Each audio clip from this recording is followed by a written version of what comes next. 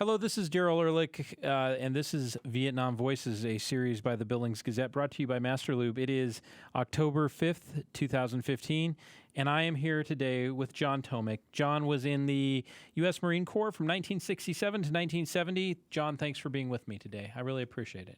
Sure. So let's talk about before 1967. Where were you and what were you doing before 1967? Well, I was in Lincoln, Nebraska. I was born in Lincoln. I grew up in Lincoln. I graduated from high school, University High School. I have a deep attraction and connection with the University of Nebraska. Cornhusker. Cornhusker, yeah, all through, out my blood runs red, Husker red. But graduated from high school in '65. I knew what I wanted to do. I wanted to be an engineer. I wanted to be a civil engineer because I could work outdoors. However, I didn't have the fortitude or something for it right then. I went to a small private school in Lincoln, Nebraska Wesleyan. I had a cousin, same age as me, from Wisconsin. He came down. We went to school together, and it was party time. I've heard that story before. I had an uncle who was not much older than, 5 or 6 years older than we were, and he was our beer supplier. So, and this is kind of a church-sponsored school, but we had a good time. We went to class, didn't do very well. So anyway, I spent 3 semesters there, pretty much partying. After the second semester, he went back up he had a girlfriend. He went back to Wisconsin. So I was there by myself. I wasn't doing very good in school. I was put on academic probation. The draft was in. And I had an acquaintance or a high school person there that it wasn't really a friend, but one of my classmates that was over in the Marine Corps actually and over in Vietnam, and he stepped on mine and blew his foot off or something. And so, I was having a good time, and I finally said, why should I be here having a good time? But, and he's over there. And anyway, I was going to get kicked out of college, and they were drafting, and I wasn't going to let them draft me, so I fooled them. I said, I'm smarter than that. Yeah, I went down to the Marine Corps office, and I said, sign me up. What term or what do you got going? They said, we got to, you have to sign up for 4 years. And I came to find out later that was untrue. They had 2 and 3 year enlistments at the time, but I was a naive kid. I just, I signed up, and they couldn't take me right away. And so I worked, I just worked around Lincoln until I left for the service in July of 1967. My dad dropped me off at the bus station in Lincoln, took a bus up to Omaha, spent the night in a hotel in a flea bag hotel downtown by the railroad station, just a really dumpy place. Get up the next morning, they put you on a train, which didn't seem like a smart idea. Most people were flying out to the one coaster there. I went to San Diego, but it was like a 2-day trip, which in retrospect, I wonder how many guys on that trip had second thoughts and jumped the train, but because this passenger train, it stopped at every little podunk town between Lincoln and the coast, and right. And made it down to San Diego, and hopped off the train, and there the drill instructors were, and they had the footprints on the sidewalk, and it was real then. Right. And why'd you sign up for Marine Corps? Why that? Oh, I was kind of a scrawny kid, and I thought, I wanted to, the best, and I wanted to see if I could tough it out, I had no connection to the Marine Corps otherwise. I just had this ideal that the Marine Corps was the best. If you read or listen to their ads on TV, even to this day, the few, the proud, Yeah. So you bought that? I bought that. Was it true? Hook, line, and sinker. Well, of course. Yeah. Okay. That's. Yeah. I have to ask a few easy questions in this whole thing. Yeah. So you were there, and you got to line up on there, and that's when. Did you have second thoughts in the train, or did you have second thoughts when you wound up on those golden feet? No. I had no second thoughts, and I just. I just took it in stride, and we had quite a bit of training boot camp. I think 8 weeks of boot camp, and then we went up to Camp Pendleton for infantry regiment training. And somewhere along there, they maybe in boot camp towards the later stages, they would give you an aptitude test, because they're going to put you where you're most qualified, right? Mm-hmm. Right. Yeah. Okay. And of course, I've heard tell. Yeah, I scored high in auto mechanics or something. I like to work with my hands, and of course, then he said, "Yeah, you scored high in auto mechanics or whatever." But yeah, we need warm bodies. So you make a perfect rifleman. 0311 ground pounder. Wow. So we know what the test says, but we need. Yeah. Right. We got a more pressing need. Yeah. So was that disappointing? I mean, here you mechanic, and now you're going to be a ground pounder. No. Okay. No. I was probably naive, and I wasn't very worldly. I didn't know how things worked, and I was an obedient son, I'm sure my parents would say if they were alive, and I pretty much did what I was told. Right. And I came to find out there were school teachers, college graduate school teachers that were in the same boat as I was. Was it kind of shocking for you to see that, or was that comforting? No, it's. I'm not even sure if it wasn't shocking. It wasn't comforting. It just what it was. Okay. And I didn't know any difference. It's just.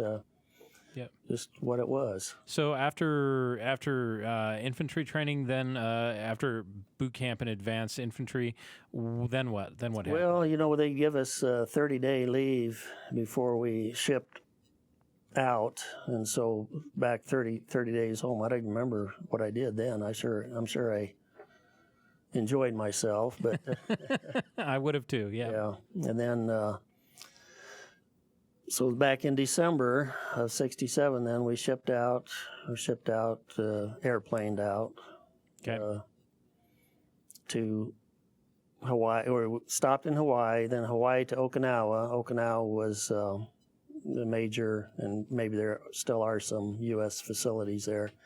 I understand they're at odds with the local populace there, where the location of the bases and whatnot, but we were there in Okinawa for a few days. Staging, I guess, and then on another commercial airline charter flight, airlines were ferrying. They must have made a ton of money on this on the government, because they were charter flights back and forth, and not only people coming and going, but going to and from R&R. Yeah. But so took a plane and landed in Da Nang. And, I must have been there a day or two, but then got on a truck convoy, get in the back of a 6x and head north to Fubai. That was my first in country. In country to my assigned platoon and squad. Okay, what was your first impression of Da Nang? Do you remember landing in Da Nang? It was a major facility. Like a small city, tents and better hooches or buildings, It's like, mess halls and sleeping quarters. And I don't really recall if I stayed there a night or two or what. I don't remember the accommodations, but it was a major facility. Right. For the Marine Corps, and I suspect other branches as well. Right. It was the major... And then once you loaded onto a truck and then up to Fubai, what was that like? Do you remember that ride or remember getting there? Because now you're gone from like a major major military installation to something a little less, I'm little guessing. less, yeah. And it's up Highway 1, and Fubai is near or on the other side of Way. So I remember going through Way on the 6x, beautiful city. This was before Tet. And Fubai was another military installation, smaller, and I've looked at some of the pictures, and they did have bunk housing facilities, pretty primitive. But I do remember getting, we're all just kind of herded. We're the green guys, and they were said, go here, you're with, go see Fazari. He's your squad leader, So I was in F Company, and I don't remember don't even remember the platoon number or the squad number. I just remember the people. But Foxtrot Company, and I remember they said, okay, this is your cot. And the new guy always got the radio. Okay. So, every squad had a radio guy, and the platoon had a radio. There was a platoon radio man, and then a company. Actually, I kept the radio all the way through and ended up with the company commander as his radio guy. I must have been good at it, right? Right. or stupid. Right.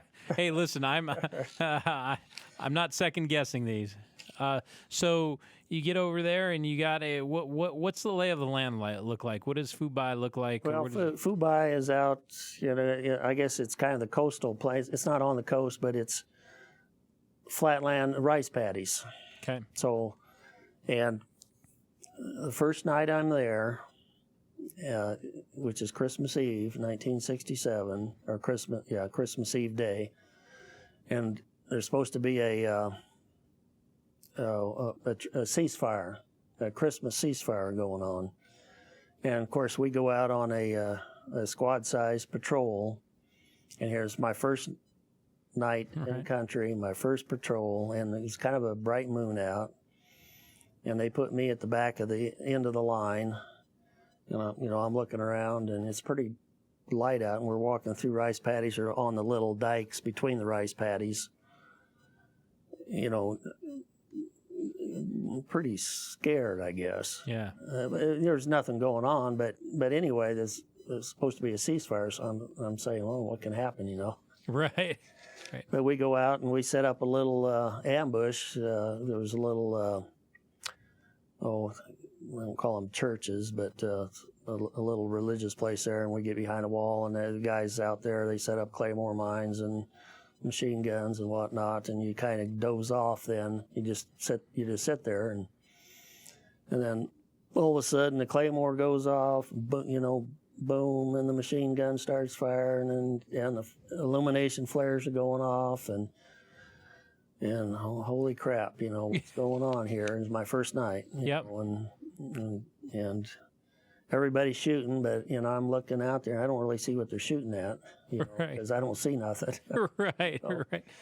Did you, looking back on that, I've always heard that the first time, or a lot of the vets have said, the first time that you get into something like that, you're more stupefied and trying to figure out what's going on. Was that hard? Was that your experience? It was, because I didn't see anybody, but everybody was firing, and so I was too. And there was kind of a little bridge there, and I guess there was a pathway going through the bridge. Actually, there were Viet Cong that had come through there and set off the Claymore mine, and so there was a couple dead Viet Cong at the end of this. So there was somebody there, but I didn't see, and everybody's shooting at this opening under the bridge. Right. But there's nothing to shoot at that I could see, So right. It's kind of it's what everybody else is doing. So here I am. You're shooting too. And I'm wondering what the heck's going on. But I kind of know what's going on, but I don't see the point. Right. Right. Well, it must have. So had you dozed off by the time the claymores were tripped? I was. So that's got to be something else to wake up to. Oh yeah. Because it just, and I can't remember if I was allowed to doze off, or a lot of times when we're out watching at night, you're partnered up and you're trading off one guy's sleeping and one guy's awake, and for an hour or two at a time, and you switch off. So I can't remember if that was the case here, but I was laying down and I was dozing. I know, because as soon as that thing went off, I'm just I'm up. Wow. And it's dark. Are you seeing the tracers and all that? Yeah. Wow. Yeah. So that's on your first night. That's a welcome to Vietnam. And Christmas Eve. And Christmas Eve, I guess. I hope most of your Christmas Eves have been better. Yeah. So was that much better? Yeah. Was that an appropriate kind of welcome to Vietnam for you?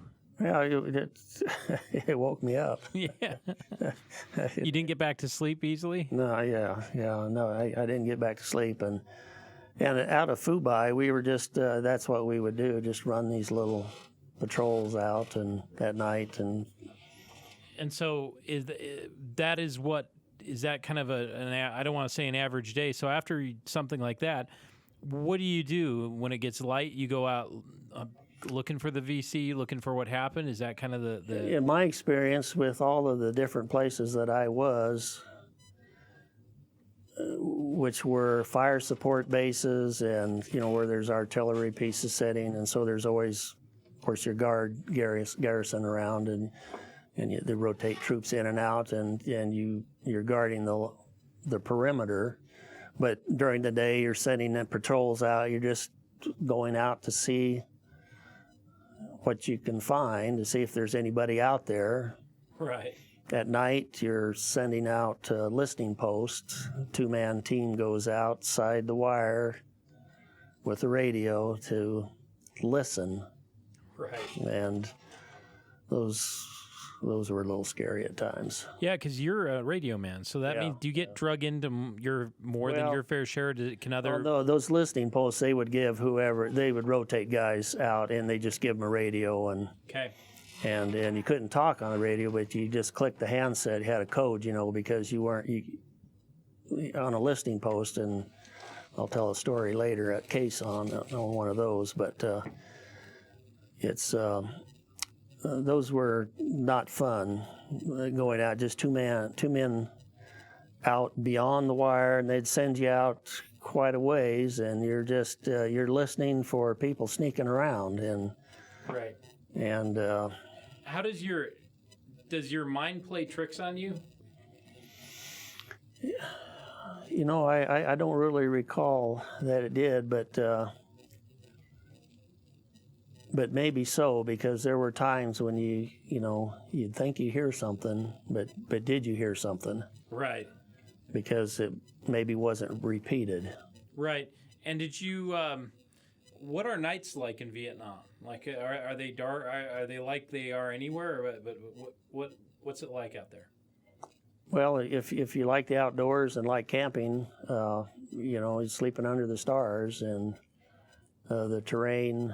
Varied from the coastal plains where we were some of the times up. Most of my time was spent up in the mountains. But again, it's you're in kind of semi-jungle, so different animals, different bugs, bigger bugs, snakes, that kind of thing, rats, which you're sleeping with all the time. Wow, that.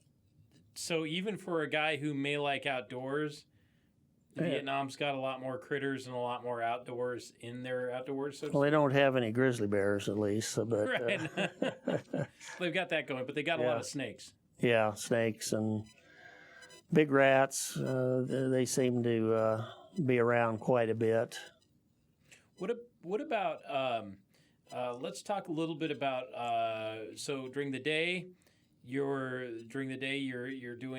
you going out looking for basically looking for trouble or looking for anybody who's out there? Right. Is that a nerve-wracking assignment? I mean, you're always going out looking for someone, looking for something. It is.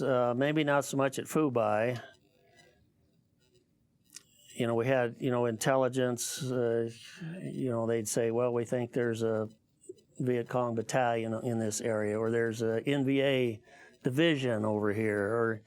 And actually, when we got up to Case on, they had thought they had indications that there were enemy around. You know, there may be somebody here, somebody there, and so they would send out patrols to make contact, you know, or to see to confirm the intelligence, you know.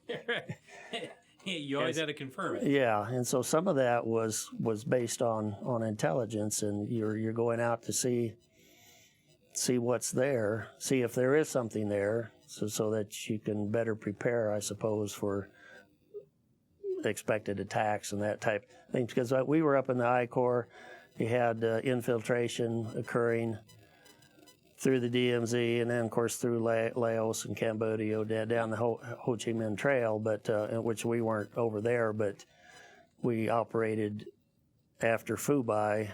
We went up to, I was at most of the fire bases up there, Con Tien and Alpha 3 and Jiolin, and we finally ended up at Khe Sanh. But all those places were artillery support bases, fire bases, and we would run patrols out of there. Khe Sanh was a little different, but are you looking at that point? Are you looking for? You're so close to the DMZ. Are you basically looking for North Vietnamese regulars, or do you still have to worry about Viet Cong too? You know, there were more NVA up there than Viet Cong. I think the Viet Cong were. Yeah, of course, we ran across, but up in the DMZ, it was more because there's not as many villages up there, or major cities or villages. You know, so I mean, there you had a lot of little, you know, farmers and that sort of thing. But it was more NVA up there, right? And they were coming, you know, across, and actually our company actually found a new road that they had built through the DMZ. I've been all the way up to the Ben Hall River, which is the border between. We're not supposed to be in the DMZ, but we operated in there all the time. Right, I've heard. And we found they had cut a road down into the south across the river, but their bridge they built was it was an underwater bridge built out of timbers and whatnot, but they laced them together under, you know, a foot under the water to make it less visible from the air, because, you know, any bridges would get destroyed by aircraft. Is it spooky being up on the DMZ? It is, because you're facing regular soldiers, right, typically, and there was a night or two, there were rumors of NVA choppers operating up in there, which really put the scare on us, because we saw what helicopters could do, and aircraft in general could do to the enemy, you know, and the thought of them raining down some of that on us was a little disconcerting. And that was a rumor, but we were right up in there. I mean, they could have been flying choppers on the other side of the river, you know, but that never panned out. But there was a few nights where we were on high alert. Is it when you're going up there and you're kind of looking around? Are you always getting fired at, or is there always something, or is this? How often does something like that happen? You know, maybe I was lucky. Our unit wasn't involved in a lot of heavy action. There was a fair amount of small activity. Like I said, that first ambush, you know, there must have been a squad-sized, you know, a few VC traveling through the area. At Khe Sanh, we ran into some bigger outfits up there, but typically it was small units, especially if it was Viet Cong. When we were down around Da Nang and that sort of thing, it was more small-sized units. But up north, we were always concerned about NVA divisions. A division is a pretty big outfit. Yeah. Since you dealt with some of them, what is your opinion? You're at this point, you're a trained professional soldier. The NVA, now the Viet Cong may have been guerrillas, but the NVA, that's an army. That's an army. That's a trained soldier.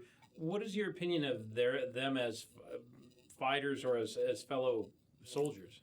Well, you know, they were probably a little more dedicated than we were in that. Well, although, you know, the NVA, of course, they were coming down to the south, but still North Vietnam, South Vietnam, it still was one country at one time, and so they may have a more, or maybe had a more a dedicated approach to it in that, we're defending our homeland. Right.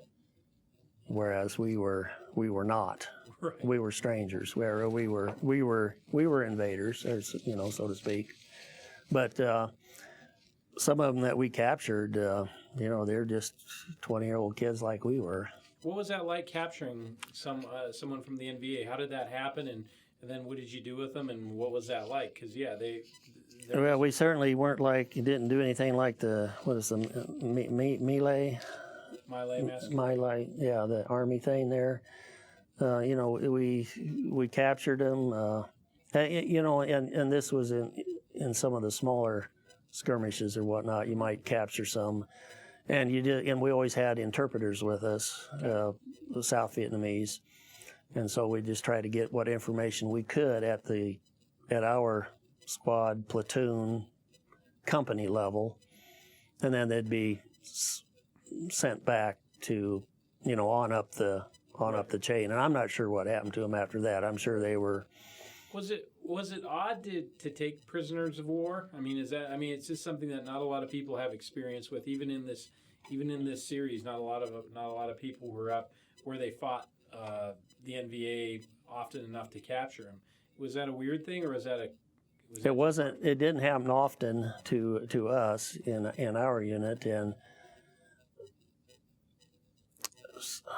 so it just didn't happen often. It wasn't weird or anything. It was just it's your enemy, and you happen to get lucky and capture one, and you hope to get some information out of him mainly about his unit, the size of the unit, where they're going, that kind of thing. And I don't know if we ever gleaned any good information. What kind of were they in the black? I mean, I know a lot of the Viet Cong were black, but what was the NVA? Were they more like military? Did they look more like military officers? They not officers, but with uniforms, that type of thing. Yeah, and I don't remember color, but yeah, they were more organized. They were an organized fighting unit. Yeah, the only thing they lacked was air power. But they were tenacious and they were motivated and. Yeah, so let's talk about you said before we turned on the camera, it was like 13 months. Let's talk about your daily living conditions, because you'd be out there for a while. You didn't have necessarily. There's no real hooches or beds or anything like that. Tell me about kind of living conditions for you. Well, we carried everything on our back. We'd have a poncho liner, which is just a thin fabric thing you tie inside and I've never been so cold in my life as I was one night in Vietnam. It may have been because of the wet cold. Okay. But and up in the mountains, but at Quezon one morning, I got up, tried to stand up, and I could hardly stand up because I couldn't feel my feet. They were so numb from the cold. Wow. And I couldn't believe it. And I'm sure it wasn't like here in Montana, cold, but it was. And maybe I was sleeping in such a way that I didn't have blood circulation down to the lower extreme. I don't know, but it was just weird because other times I've never been so hot and humid as. Which was more typical. We weren't wearing any cold weather gear or anything, but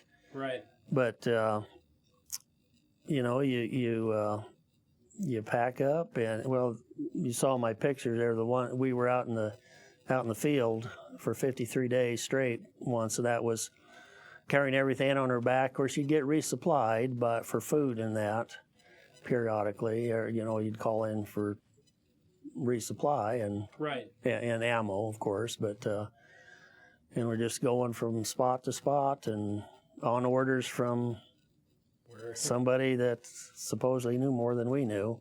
What was it like living for 53 days without just kind of out in the? And you always dig in a hole every night too. Sounds like a lot of work. Yeah. It sounds like all the not fun parts of camping. Yeah. Well, what was so you were eating sea rations, right? Yeah. I mean, you didn't have hot meals out there. You didn't have. no hot meals, the old sea rations, and actually, they have on the sea ration boxes, they'd have dates on them, and some of them were dating to World War II, World War II, and which is fine. I mean, it was edible, but not very tasty. Yeah. And so actually, most of us had our parents ship us, hot sauce. We carried bottles of hot sauce with us because you put hot sauce in everything. You like hot sauce today? I do. Okay. Yeah, that's where I picked it up. So it would just kill whatever taste was. Yeah. What was the so you're up by around dawn, I'm guessing, and then are you marching somewhere, and then when do you just kind of walk me through an average day? Oh yeah, we were, and of course at night you're on alert, or you're on guard duty. Like I said, we're one sleeps, one is watching.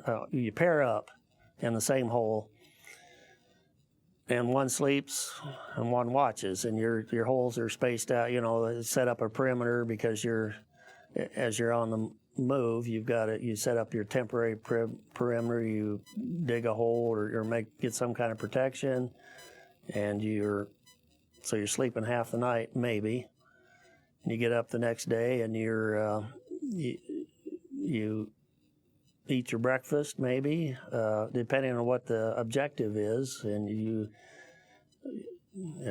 sometimes on a typical day we had objectives. We needed to get to this village. You search it, look for weapons, VC, that kind of thing. Except up in the DMZ where you weren't doing that so much. We were just looking for.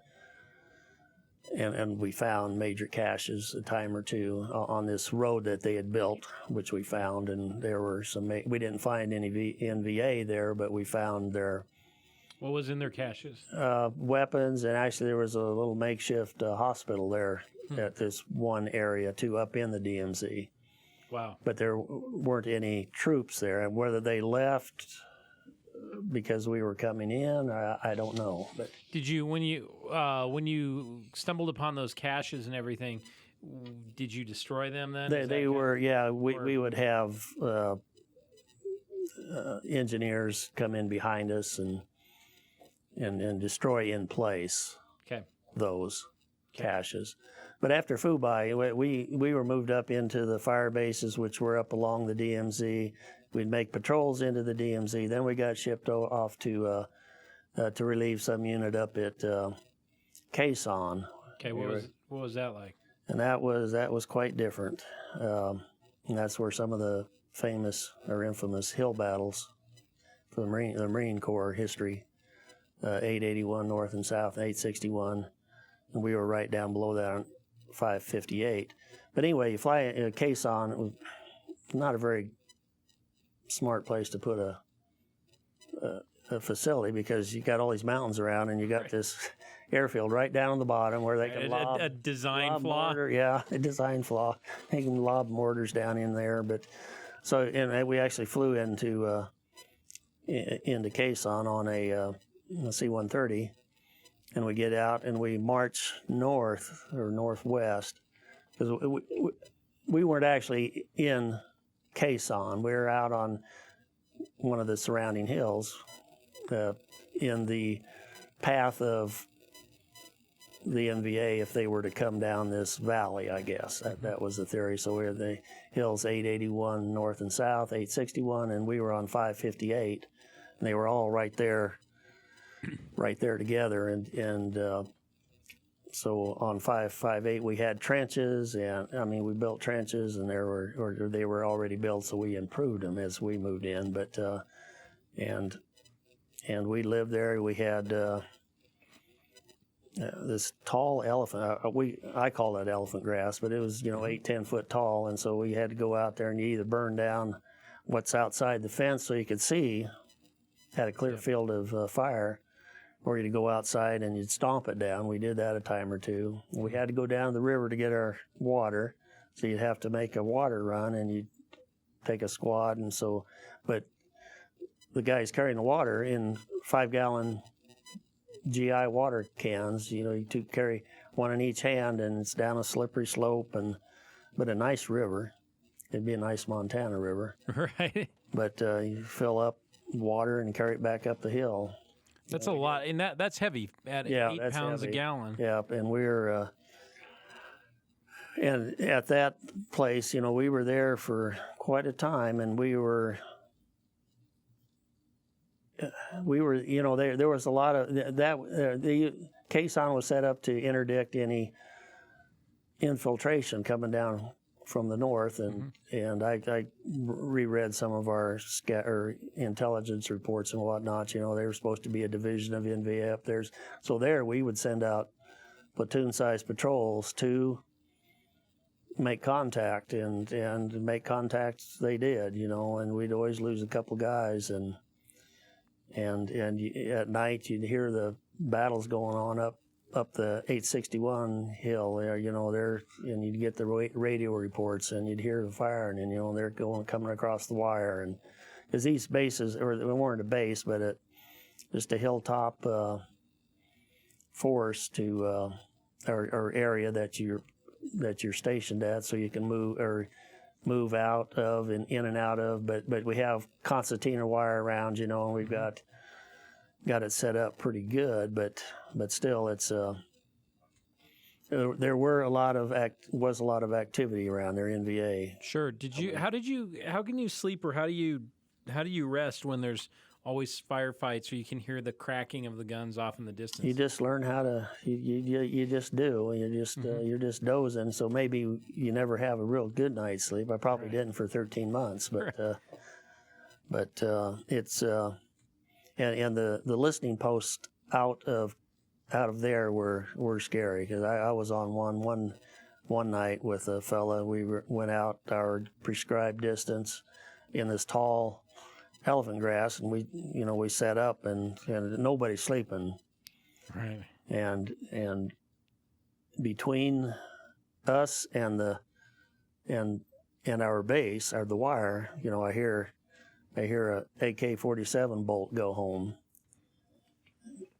and that is, not too far away, but you only hear the one, and then then your mind does play tricks on you, because did I really hear this? And when he's behind, when the noise is between you and your safe zone, that's a little worry. And there's only two of you, with rifles. Just a rifle, maybe a grenade or two, that's a little frightening. Right. But nothing came of that.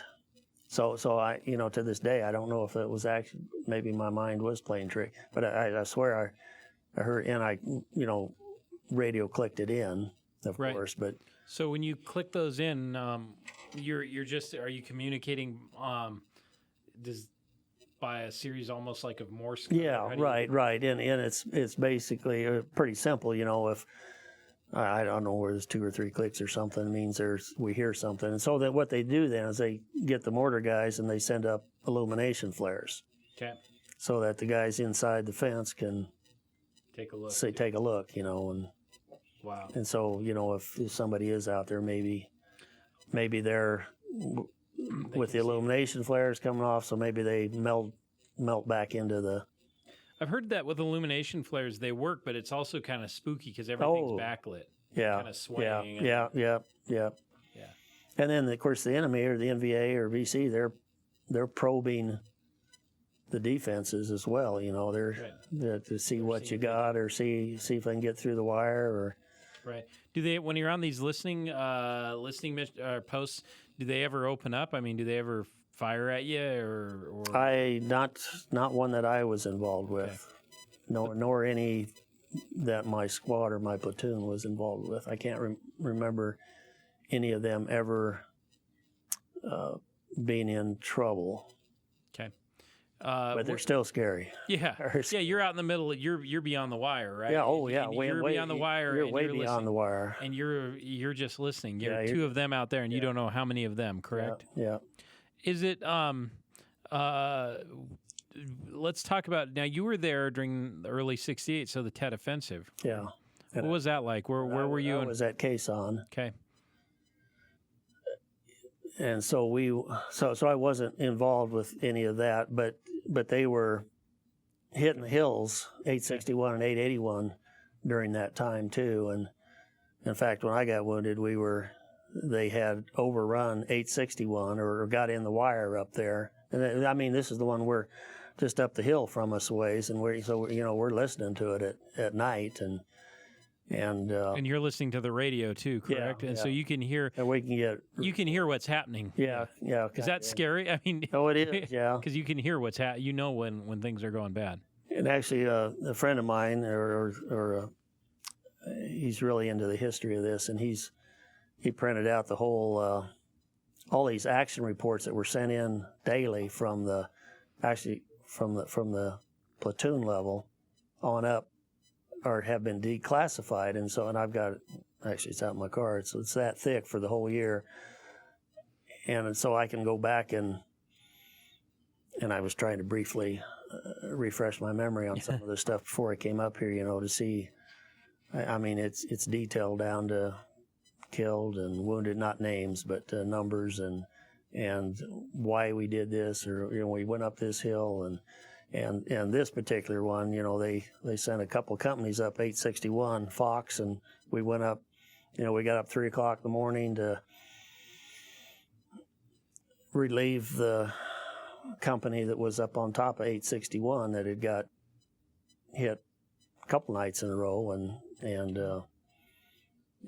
we're on our way up the hill, and they got us going up the ridge line, and the call comes, and I'm a squad radio guy, and so I'm back with my squad, and we're making our way up the hill, and there's some shooting going on up ahead, and mortars going off and stuff, and they say Tomek up, and so one of the radio guys, maybe, I don't know if it was the company one or what, got hit, and so I had to go up there with my radio and I jump in must have been a bomb crater, and with either the platoon leader, or must have been the platoon leader, and I'm calling in a coordinates on a mortar tube up ahead of us on enemy mortar tube, and that's, I'm talking on the radio like this, and boom, right there on the edge of where I'm sitting is it goes off. Must have been a mortar round. That's what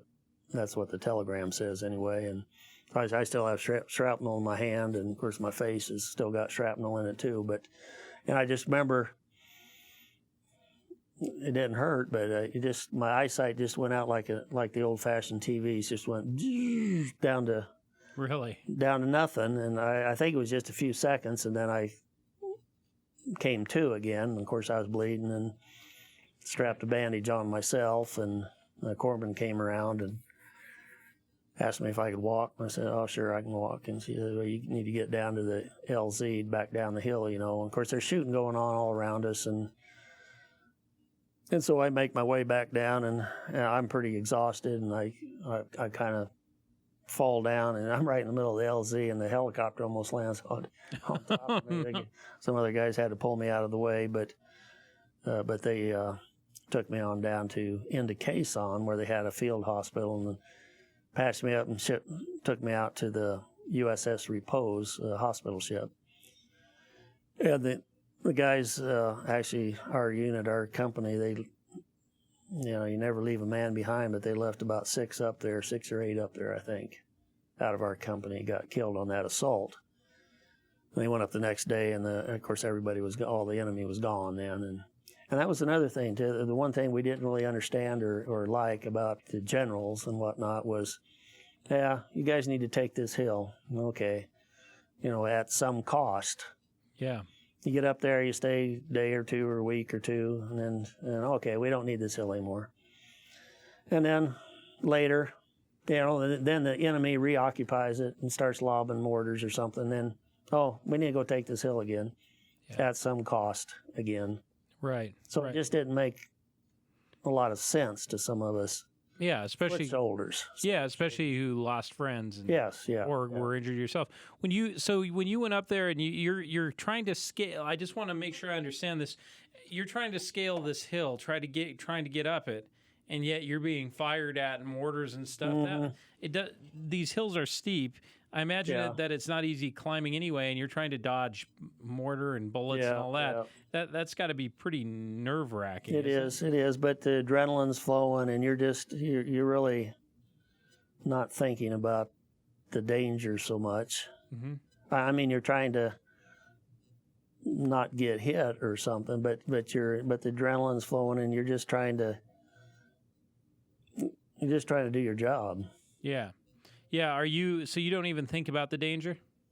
I can't recall. It's just too fast, and you're told to call in these coordinates, and you see the enemy out there, and you're just trying to, and you're looking at these maps, and this is what, and this is what. Yeah, make sure we get this right. Yeah, can you hold that up? This is the kind of map that you.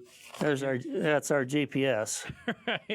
Right. So you're trying to call in and concentrate and not get shot and listen. It seems like too, if things are going off, it would seem like things are pretty loud. Loud, yes, loud. Yeah. Is that right? I mean, just you're shooting stuff in the. And today, even today, loud noise. I don't like loud noises. Mm-hmm. Nor do I like to sit with my back to an open door. Okay. Or window. Yeah. Well, thankfully there's only one door here and no windows. Right.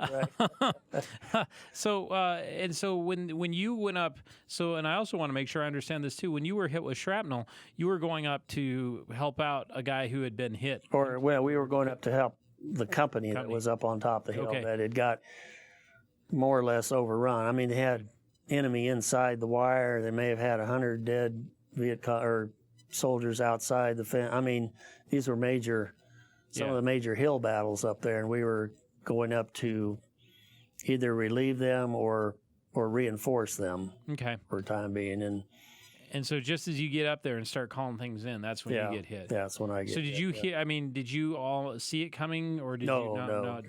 No. Just not you. And I've read some too where the mortars, you can hear them coming because they're going slow, but in the heat of battle, you're not. You got to call something in, and I'm sure the guys that don't have radios, they know what they got to do, and they're trying to do it, and you're not listening real good to that kind of stuff. And plus, you don't know where it's coming from or where it's going to land. But I can tell you, the artillery rounds, you don't hear them coming. Yeah. If it goes boom, it's over. It's over, and we had some short rounds on us a time or two. Yeah, because the artillery is launching, but they can make mistakes. Right, too. Right. Yeah, they didn't. The enemy didn't have. The NVA may have had some artillery, but not like we did. Yeah. Did you? So you get up and you had to walk back down the hill. You don't realize what. So what are the extent of your injuries? You got shrapnel in your hand, and then you my face had fractured bones in my face, and the hearing affected somewhat in my left.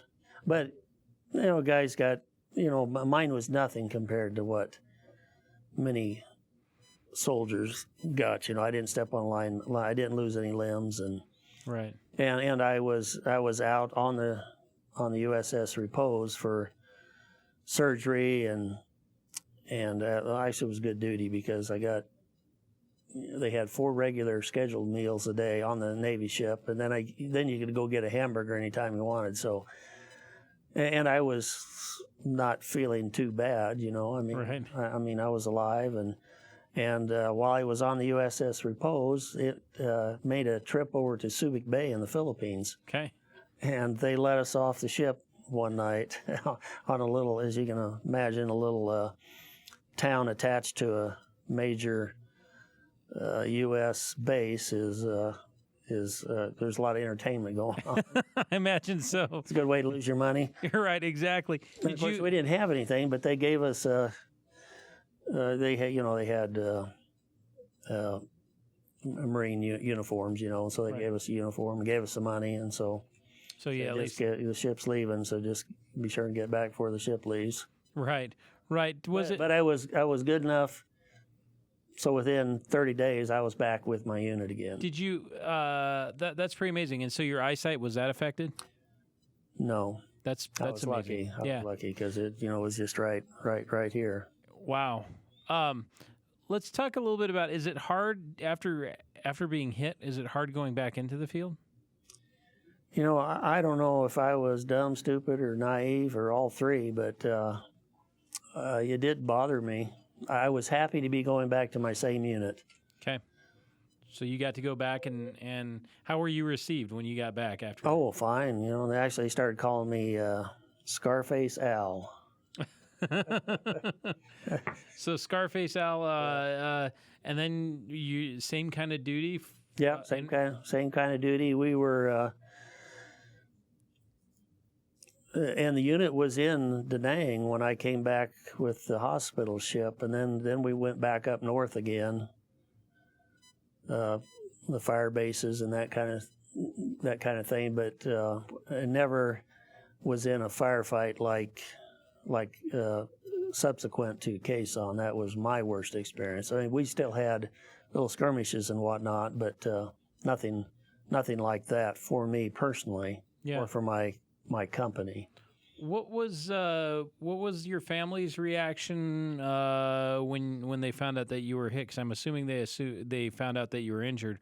What did they know, and what was their reaction? Well, they were pretty upset, of course, and I have the telegram, Western Union telegram. That's how we communicated, and some service person brought it up to the door, and I guess it was pretty shocking. But when I was hit and all that, I didn't even think about, well, gee, I think I need to let my parents know I'm okay. Right. And I know my dad was, well, they were all frantic, because the telegram says, well, he was hit in the head. Prognosis was good, so that was good. But don't worry about it. And it wasn't a very good sign because I didn't really think about. I felt like I was okay, and so I didn't think I should be communicating.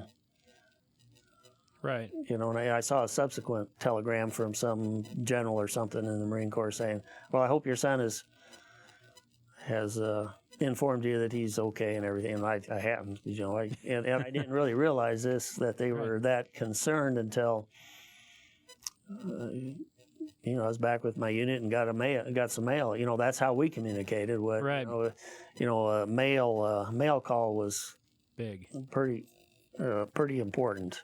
And you'd even get mail, out in the boonies. Any resupply that you got by chopper or whatever, if there was mail, it was coming. Wow, that had to be a pretty important link when you're out in the middle of God knows where, right? Did you do a lot of writing? Were you able to do writing back? Yeah. I'm not a terrific writer, but yeah, I did.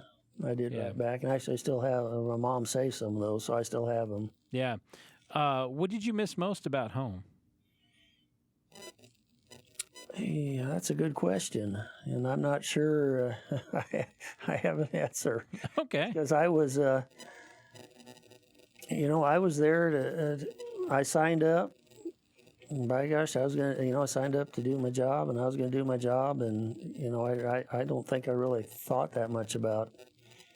Gee, I'd like to be somewhere else, or it was more you're there watching after your buddies. What was the camaraderie like? What was the kind of when you were in the field with them? What was that like? Oh, it was great, just like a family, and I mean that's where it was at. You weren't fighting communism; you were trying to get out alive, you and your buddies. Yeah. Was it? Were there always new people coming in, or did they? I mean, because I know that there were rotations, and what was that like? Yeah, there were always new people coming in because everybody was on, because the replacements weren't coming in at the platoon level. Here's a whole platoon of guys. It's replacing another platoon. It's onesies and twosies coming through, and because Joe Blow's term is up, he's up, he's ready to go home, so you got to replace. And so I came in a single guy and replacing somebody, and right. So you always had new people coming in, and that's creates some issue because you got to train them. Everybody's new when they get over there, and you don't know what to expect or what to do, and then some guys come in and first night they're there they lose their life too. I can remember one or two that way. It's pretty tough. Yeah, pretty tough. What's the is there any time, I mean, at any time did you fear for your life, even after being wounded with shrapnel? Yeah. Funny you should ask, but the only time I really feared and thought about my life was when I was a short timer. I had 1 or 2 weeks left, and we're down at that time then, and so this would have been Christmas time, December, early January of, it was 68, 69, December, January. And we were down south of Da Nang a little ways, and we were, at that time, they were into these big cordons. So you surround a big area with, regiment maybe of people, and then you send a company or something through, and you're just trying to flush out whatever's in there, find weapons and spider holes and, VC, NVA, whatever. And so we were down there. We were hanging out in a French fort down by Marble Mountain, which is near Da Nang, and I'm still sleeping on the ground, but at least it was concrete. It wasn't in a hole. And that Captain Hartman, you saw a picture of, and he's wanting to go down to the local entertainment center down the road there, and there's Marines up on these. We had these Marble Mountains. They have these jagged. They weren't mountains. It was just like a cliff or something, but up there, and they had 105 millimeter recordless rifles up on top with orders to shoot anything that moved after dark. And this captain, so he takes several of us, and we're going to go march down the road to the hotel down there and have a beer or whatever, because we were down in kind of a populated area, little villages around, and we were friendly with the villagers and whatnot, but and they'd sell you Cokes and American Cokes and whatnot, but that was one I feared because I knew that the guys up on the hills had orders to shoot. And we had, when we were doing these cordons, we put out the word to the villagers, after dark, any movement after dark is going to be shot at. And here we are, and the moon's out, so they and we're see. going down the highway. And so I don't know if he somehow got word up to him or something. He's the captain. He's the company commander, and so we marched down there, and he kicks everybody else out of the little bar place there, and because he's a captain, he can do that. Rank has its privileges. Rank has its privileges, and being the company radio man has its privileges too. But that was the only time I really started thinking about, you're right. What happens if I get hit again or something, because I was a couple of weeks away from leaving, and that's when I started thinking about it. Right. But nothing happened. And were you, when you were there and you're 53 days in the bush and you're right in the middle of your tour, what gets you through day by day? Oh, it's just the camaraderie, and you just know that you're just it's you've got your. Well, I don't know. It's just the big family thing, You just we have this objective, we have this job. We got to get to this point. We're just trying to stay alive. We're trying to do our job and stay alive. Yeah. And not get crazy, and just marking time until we go home. Yeah. What's the when you were over there and you got back to the world, what were your plans then? I mean, everybody seemed to have, okay, when I get home back to the world, I will Well, I was going back to school, and I had a completely different attitude about it because I knew I was going to go back to college, and I did. 6 months after I was discharged or whatever, but and I had a different attitude about school. I made the dean's honor list and all that, graduated pretty high up, and went straight through. Summers and Right. And yeah, it's still in the civil engineering. I knew what I was going to do, but just had a different perspective on things. Right. But anyway, getting back to the Cokes and Sure. stuff, that brought up when you were down south there, you interacted with the villagers and you got to know some of them, and that. And I know one time, one kid, teenager, would sell us Cokes during the day, and then one night he's lobbing grenades over the wire, and he was shot. Yeah. So friends by day, enemies by night. Yeah. And getting back to up north there, the Quezon, where we're talking about sea rations, because of weather, there's a week or two we were on 2 sea rations a day because the weather, it was, heavy clouds, low hanging clouds. This was in the mountainous area. And the Marine pilots weren't flying because of the weather, so they couldn't resupply us. So they said, okay, so we're going to have to conserve our food, so they put us on 2 sea rations a day. And then the crazy Army pilots, decided they're going to resupply us. Well, what the Army was doing, maybe still does, I don't know, they take these 20-year-old kids, making them a warrant officer, teach them how to fly a chopper, and they have no fear. They don't care. Right. They don't know any better. Right. Yeah. And so they came in. We heard there was going to be resupply, and one pallet one day was a pallet of ice cream. Wow. And so what do? Well, you eat it as fast as you can before it melts. And another day, it was what we had talked about before. We got a pallet of gallon jars of ice or peanut butter and jelly. No bread.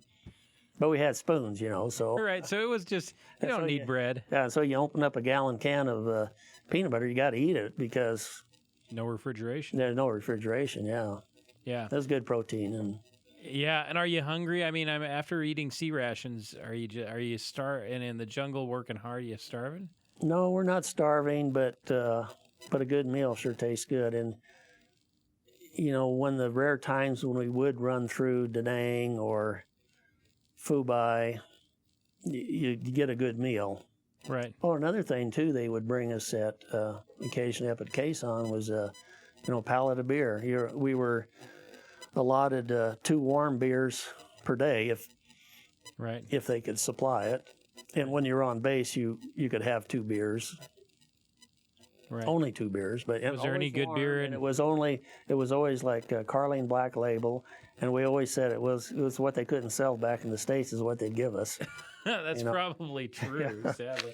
But it was good. Was the would you say that Vietnam was a good experience for you? Oh, absolutely. In what way?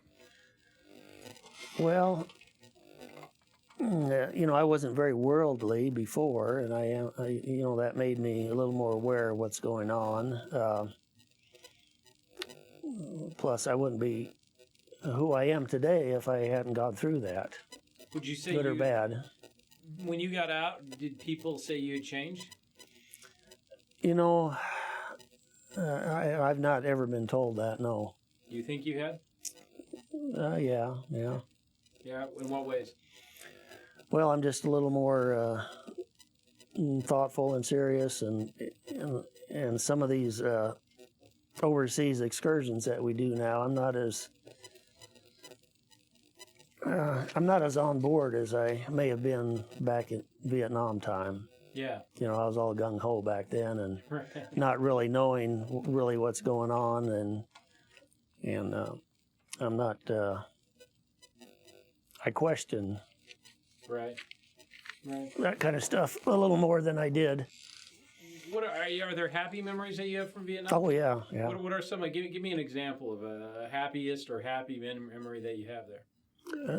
Happy was going on R&R to Australia. Yeah, tell me about that. So you got your choice of R&R. I did because I typically go during your deployment, midway through your deployment, and they have 5-day R&Rs and 7-day R&Rs. The 7 days were Hawaii and Sydney, and Hawaii was kind of reserved for married guys to meet their wives and families there. I didn't want to go to Hawaii, but I wanted a 7-day, and I wanted to go to Sydney.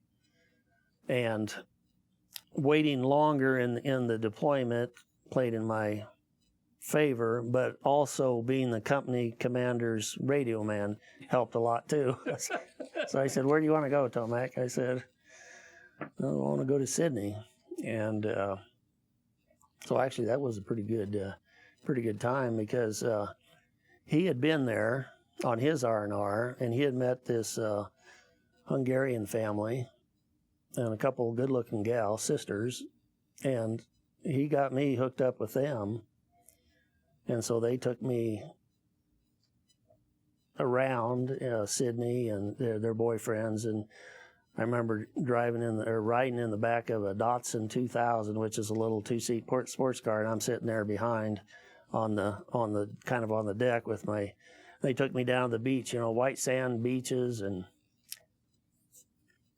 yeah, I spent my second Christmas there in their home. So you had to do 2 Christmases away from home. Yep. What's Christmas like in Vietnam? Well, the first night you were almost shot at. Yeah. So Christmas Day, I hope, was a little better. But yeah, and I think since we were in Phu, they must have fed us pretty good that day, Christmas Day, and I don't really remember. And the second one, like I said, I had it in a home in Sydney. So, but then you came back and you were pretty short by that point. I was pretty short, yeah. Okay. And then we went on our little excursion down the highway in the middle of the night. Right. But at that time, then, it was you get short, and it's all about being safe. Yeah. Yeah. And did they send you back? I mean, I've heard some stories of sending you back in the company, or just trying not keeping you out on as many patrols, night ambush. Did they do any of that, or were you needed? I don't really recall, but we were kind of in a safer area, and we were doing compared to what we were doing, it seemed safer. We weren't having skirmishes. We weren't getting shot at. We were just kind of out patrolling, and this was out. We were interfacing with some of the villagers, and that sort of thing. So we were in a different area, different time, different place, and different duty at that time. What were the villagers like? What was in your interactions with the Vietnamese people, what was that like? Most of mine were good. And the ones, at least, that we interfaced with around the Da Nang area, it was, I don't know that they liked us, they accepted us. Some of them seemed to be friendly, some not, but of course there was a language barrier. Yeah. The only words that we picked up as soldiers were the cuss words. Right. Yeah. Good to hear that. Yeah. Yeah. What was, back at home, the war public sentiment had started to sour. Was that something you were aware of in the field, or did you have any idea what was going on back in the States? We used to. The only news we got was through the Armed Forces newspaper, Stars and Stripes. Stars and Stripes, which we would get whenever they were able to get it to us, and then we would listen to Hanoi Hannah when we were up on the DMZ. Of course, she was. It was kind of funny listening to her, but we didn't pay any attention to what she was saying. Right, it was just interesting. So it was interesting. What do you remember about listening to her? Of course, she was telling us all, and maybe some of it was true. But about the riots and the anti-war sentiment and all of that. I was fortunate, I guess. Coming back, I didn't experience any of that. Okay. And did you come back to Nebraska? I came back through Oakland to Nebraska, and while in Oakland, we had a corpsman who was paralyzed from the waist down. He was in the Oakland Naval Hospital, so we stopped in. Got a buddy of mine and we stopped in and saw him, but we didn't see any protest or anything up in Oakland. Of course, we were just at the airport, at the hospital, and then back to the airport, and then the airport back to Lincoln, and well, of course, I was still in the service, so I went back, for 30 days or whatever, and then I was back out to Pendleton, and then the naval station down at San Diego. Right. But and maybe it was just the people I was running around with, or the service folks, but we were not. I was lucky; I was not exposed to any of that. Right. What did you? Was it hard getting back? I mean, when you were discharged, was it hard coming back to the States? Was it hard making that adjustment? No. Okay. No. You came back more focused. But. Yeah. No, it was, for me, it was easy. Okay. Was it then kind of life got back to normal? I mean, was your life changed in any way kind of going forward? Well, at that time then I was focused on getting out of the service. I was committed for 4 years, and they were going through force reduction, so I was hoping to get in on that, and actually I got out just under 3 years. Okay. So I was happy because I was ready to move on. I wasn't going to be a lifer or anything. I was asked if I wanted to go to a officer candidate school back east, and because I'd been promoted meritoriously most of the time, or all of my promotions were meritorious. So I must have been smarter than the next guy or something. But right. But said no way. In fact, when I got my discharge papers, I was drunk on my butt. I could hardly stand up. I was fortunate he still gave me, shook my hand and said, "You're out." So you came back and you got that civil engineering. Yeah. Was that? Let's talk about now. Almost. It's not been 50 years for you, but it's been 40 plus. Now looking back at Vietnam, how do you view it differently? How do you look at it now, looking back in time? Well, of course, looking back, it looks like a mistake to have even gone over there at a tremendous cost. Yeah. And that's the big thing. Yeah. To me. Yeah. What about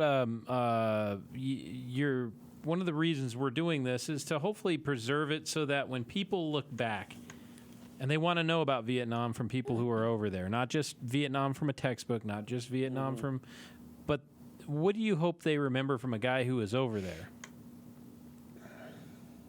That's a good question. I guess, people in other countries may love their country as much as we love ours. Yeah. Yeah. Yeah, and the NVA and the and the VC, they were, as I said, they were defending their homeland, and for the Viet Cong for sure that lived in the South. Well, I would say that's true. Yeah.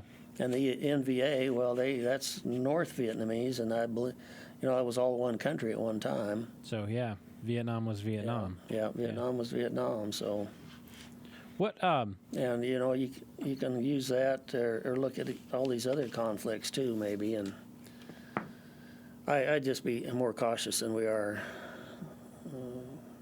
going around shooting people in other countries. Yeah, yeah. I think that's a pretty universally shared sentiment, quite frankly, with the vets that I've talked with. When one of the things that's hard to do is anytime you compress a long period, especially a turbulent time in a person's life, into this 1 hour interview, it's probably a little bit foolish. What of your story have I missed or that we haven't touched on, John?